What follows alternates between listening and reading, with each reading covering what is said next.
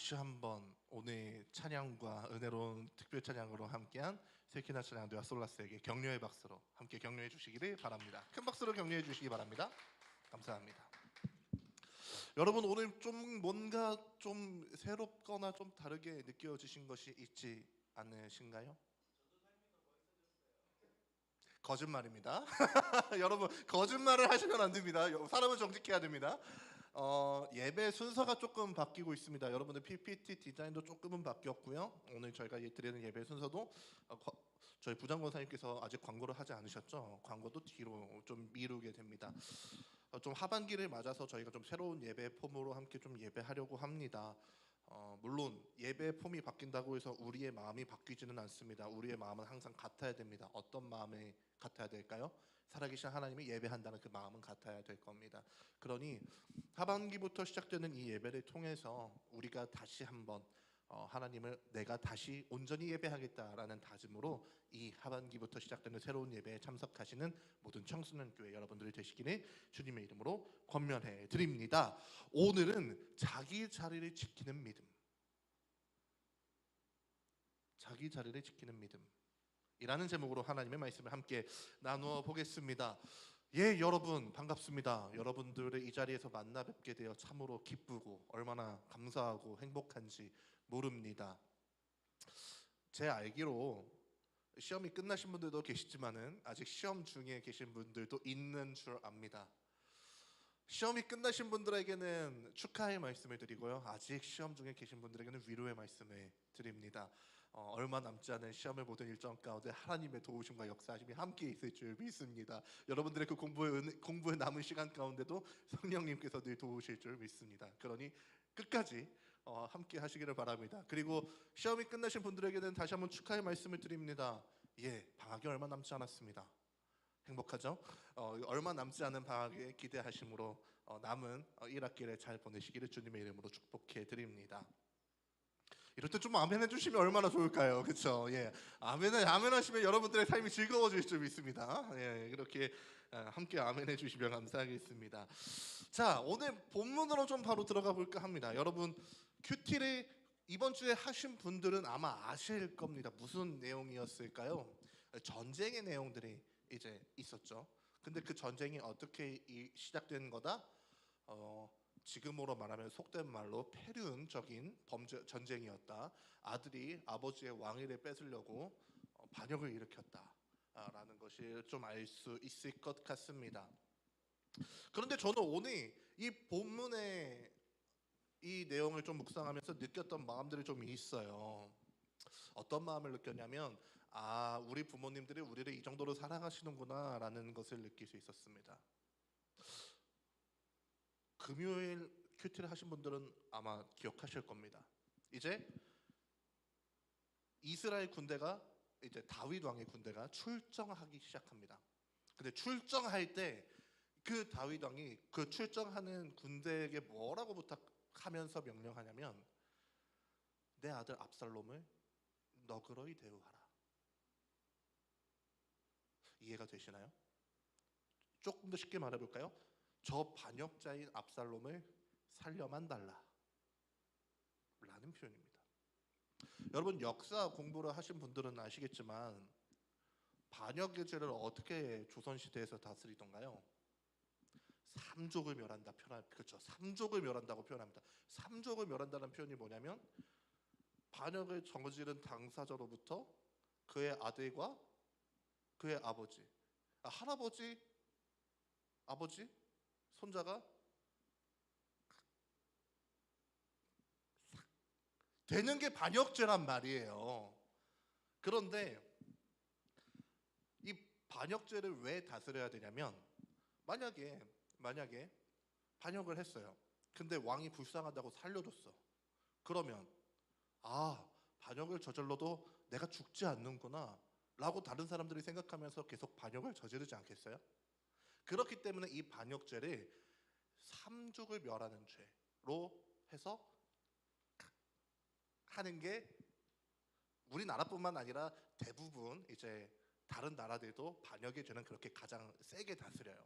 그런데 뭐라고요? 반역자를 살려달라. 왕이 그렇게 말했다는 거예요. 자, 생각해 볼까요, 여러분? 여러분, 우리는 전쟁을 경험해 본 적이 없어서 전쟁터가 어떤지 잘 모르지만, 여러분 뭐 러시아 우크라이나 전쟁 혹은 요즘 있는 뭐 이란과 미국의 전쟁 이런 걸 보면 되게 참혹하잖아요. 그렇죠? 폭탄이 빵빵 터지면 사람들이 죽는 것은 물론이고 뭐 건물도 무너지고 등등등 이런 엄청난 장면들을 우리가 뉴스로 좀 볼 수 있잖아요. 전쟁터가 그런 곳이에요. 내 목숨 챙기기도 어렵다고요. 내가 안 죽기 위해서 내 목숨 챙기기도 어려운 상황인데 다윗 왕이 뭐라고 말한 거예요? 아들은 살려줘라. 말이 돼요, 안 돼요? 안 도와주실 겁니까? 말이 안 되는 게 당연한 거예요. 내가 나 살기도 했는데 어떻게 다른 사람까지 신경 써요. 그런데 왕이 이렇게 말했다는 게 뭐냐면요, 아버지로서의 마음은 이해할 수 있어요. 아들을 살리고 싶죠. 아무리 아들이 잘못했어도. 근데 왕이라는 자리에 다윗은 있었단 말입니다. 왕으로서 한 나라를 책임지고 한 나라를 이끌어가는 사람으로서 어떻게 해야 될까요? 여러분, 제가 자꾸 요즘 꼰 같은 말을 해서 죄송합니다만, 여러분 읍참마속이라는 사자성어를 들어보신 적이 있습니까? 울며 마속을 배달하는 뜻입니다. 삼국지 좋아하시는 분들이 안 계신가요? 역시 제가 꼰이 맞군요. 네. 여러분, 제갈공명이라는 사람은 아마 한 번쯤은 들어보셨을 겁니다. 삼국지의 최고의 계략가입니다. 그런데 이 제갈공명이 이제 전쟁에 나가는 거예요. 전쟁에 나가서 이 마속이라는 장소가 굉장히 좋아하는 장소고 또 능력 있는 장소예요. 그런데 이 마속이 두 번 전쟁에 나가는데 임무를 받고 나가는데 실패해요. 그래서 이 세 번째 나갈 때 이 마속이라는 장소가 무슨 약속을 하냐면 승상이시여, 내가 만약 이번에도 실패하면 제 목을 내놓겠습니다. 그 약속을 하고 나가요. 근데 결과가 어떻게 돼요? 세 번째도 실패해요. 그러니까 실패하고 돌아온 이 마속을 어떻게 해요? 제갈공명은 너무나 사랑하고 마음에 들어하는 장소지만 자기가 한 말이 있잖아요. 그래서 울며 마속을 베었다. 읍참마속이라는 사자성어가 여기서 나오는 겁니다. 마찬가지예요. 사람은 자리에 따라 해야 할 행동과 말이 있다는 겁니다. 그런데 다윗 왕은 어때요? 왕의 자리에 있지만 왕으로서 해서는 안 될 말, 안 될 부탁들을 했다라는 거예요. 왜 그랬을까요? 왜 다윗은 이런 구분 행동들, 왕으로서는 사실 하면 안 될 행동들과 말을 왜 했을까요? 저는 그 이유가 딱 하나라고 생각해요. 자신의 감정이 먼저 됐기 때문입니다.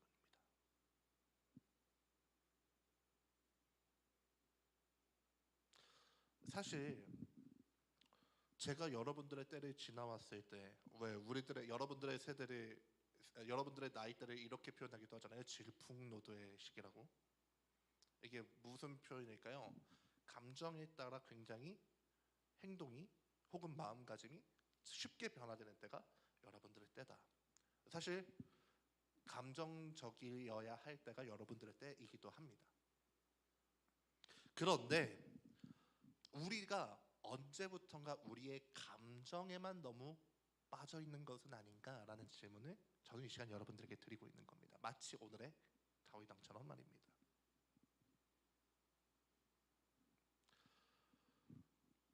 너무나 화나는 일들이 우리 인생에 많죠. 매일 있어요.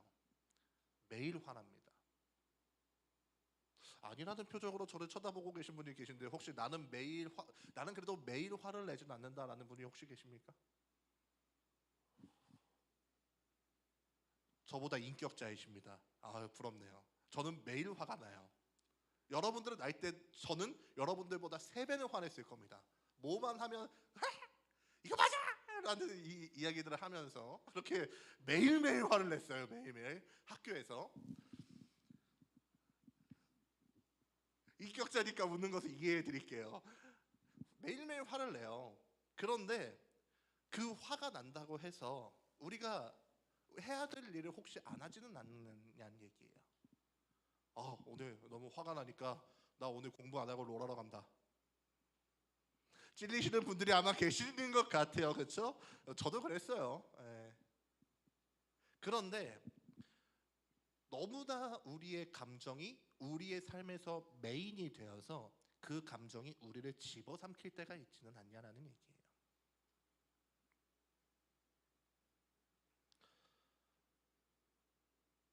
그럴 때 주위 사람들이 우리에게 따끔한 이야기들을 하죠. 너 그러면 안 돼. 아무리 네가 화나고 속상하고 마음 아프더라도 너의 할 일을 해내야 해. 너의 자리를 지켜야 해라고 말하는 목소리들이 있습니다. 그런데 그 목소리가 들려요, 안 들려요? 안 들려요, 잘. 내 마음이 너무 힘드니까.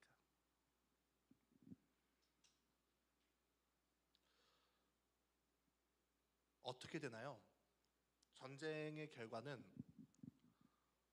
살려달라는 압살롬이 결국에는 죽게 되죠. 그 죽음의 과정도 사실 비참합니다. 근데 반란군의 수장이 죽으면 이제 반란이 끝나는 거잖아요. 그렇죠? 그러면 어때야 돼요? 기뻐야죠. 그런데 오늘 본문을 보니까 어떻게 해요? 승리한 군사들이 입성하는데 왕이 기뻐하기는커녕 대성통곡했대요. 내 아들 압살롬아. 그러니까 백성들이 어떻게 들어요? 원래 이겼으면 막 잔치가 벌어져야 되죠. 신나야 되죠. 막 빵빠레가 터지고. 그런데 백성들이 전쟁에서 패배한 것 같이 들어왔대요. 이게 과연 맞나요? 맞는 장면일까요?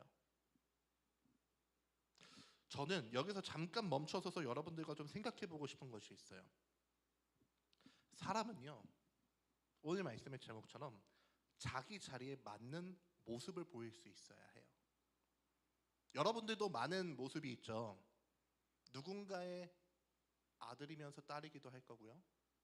누군가에게는 언니, 오빠, 형, 누나가 될 수 있겠죠. 제가 다 했죠? 네. 또 어떤 자리가 있을까요? 친구로서의 자리도 있을 겁니다. 선생님이 계시기에 여러분들이 제자의 자리에 있을 수도 있을 거고요. 여러분들이 그만큼 많은 부분에서 자리를 가지고 있는 갖고 있는 자리가 많다라는 얘기예요. 그만큼 그 맞는 자리에 맞는 행동과 말을 해야 된다라는 거예요. 그런데 다윗이 어떻게 해요? 자기 슬픔에 빠져가지고 왕이 해야 할 자리와 왕이 해야 할 말과 왕이 해야 될 행동을 하지 않았다는 겁니다. 근데 그러면 무슨 일이 일어날까요? 다윗만 피해보면 괜찮아요. 근데 그 옆에 있는 사람들이 같이 피해를 보게 된다는 거예요. 그래서 오늘 요압 장군이 다윗 왕 앞에 나가서 진짜 속된 말로 진짜 싸가지 없게 말하거든요. 제가 이렇게 하는 이유는 방송으로 나가는 것을 막기 위해서. 진짜 버릇없게 말해요. 아니 왕이시여, 왕이 이러시면 우리는 뭐가 됩니까? 아니 만약에 우리가 다 죽고 압살롬이 살았으면 왕은 기뻐하셨겠습니다? 말이 됩니까 이게? 라고 말해요. 물론 굉장히 무례한 말입니다. 그런데 이 무례한 말을 듣고 왕이 정신을 차려요. 그래서 성문 앞에 모든 백성이 있는 곳에 나가서 그들을 축하했다. 오늘 말씀의 내용은 사실 그거예요. 그런데 오늘 저는 이 다윗의 모습을 보면서 우리가 어떻게 해야 이 세상 속에서 하나님의 모습을 잘 보이며 살아갈 수 있는가를 좀 생각해 보려고 해요. 여러분 요즘 이런 얘기를 혹시 들어보셨습니까? 예수 믿는 사람이 더하다. 들어보신 적이 있으실까요? 없으시면 다행입니다. 그런데 세상 사람들이 기독교인에 대하는 스탠스가 뭐냐면 저 예수 믿는 놈들이 더해. 예수 안 믿는 놈들이 차라리 나라는 것이 요즘 세상이 그리스도인들을 말하면서 대하는 태도예요. 왜 이런 이야기가 있을까요? 그리스도인들이 해야 할 행동을 하지 않아서일 겁니다. 근데 저는 그 중에 하나가 뭐냐면 그리스도인들이 자기 자리에서 지켜야 할 행동과 자기 자리에서 행해야 할 말을 하지 않아서라고 생각해요. 여러분, 여러분들은 그리스도인들이 뭐라고 생각하십니까? 우리가 그리스도인으로서 이 세상에 살아가기 위해서는요, 그리스도인이 뭔지 여러분들이 정의하셔야 됩니다. 여러분들은 그리스도인이 뭐라고 생각하십니까? 다 정의가 다를 거예요. 그런데 저는 여러분들에게 일단 보편적인 정의 하나를 드립니다. 그리스도인들은 예수님처럼 사는 사람들이 그리스도인이라고 해요. 그러면 이제 여러분들은 저를 향해 그렇게 말하고 싶으실 거예요. 전도사님 어떻게 예수님처럼 살아요? 예수님은 신인데요. 당연한 얘기입니다.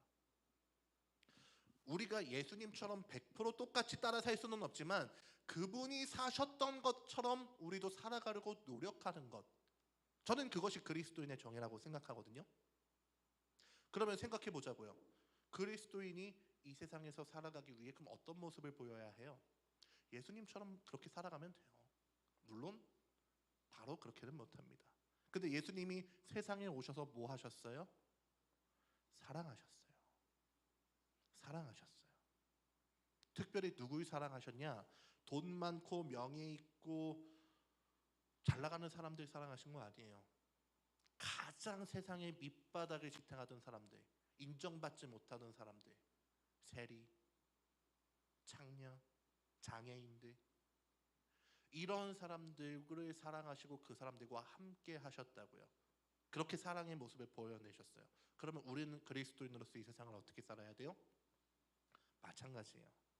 여러분들이 살아가는 삶의 자리 가운데에서 소외된 사람들, 인정받지 못하는 사람들과 여러분들이 함께하는 것, 그것이 사랑의 모습일 겁니다. 여기까지 동의가 되십니까? 되시나요? 동의가 안 되시면 나중에 저를 찾아와 주셔서 왜 동의가 안 되는지 말씀해 주시면 저와 함께 또 이야기를 좀 나눠볼게요. 그런데 그러면 다시 생각해 보자고요. 그리스도인들이 더해, 믿는 놈들이 더해, 그 이야기의 이유는 그리스도인들이 보여야 할 모습을 보이지 않아서잖아요. 그러면 돌이켜 보자고요. 우리는 그렇게 했나요? 우리는 소외된 사람들과 함께 했나요? 대답은 속으로 하십시오. 우리가 그렇게 살아야 된다는 거예요. 그렇게 우리가 그리스도인으로서 이 세상에 우리의 자리와 우리의 모습을 지켜내야 된다는 겁니다. 거기서부터 시작입니다, 여러분. 우리가 그렇게 살아가기 시작할 때 제가 항상, 우리가 예배 끝나기 전에 제가 항상 기도하는 것처럼 우리의 삶을 통해 하나님의 향기가 퍼져가기 시작한다는 겁니다.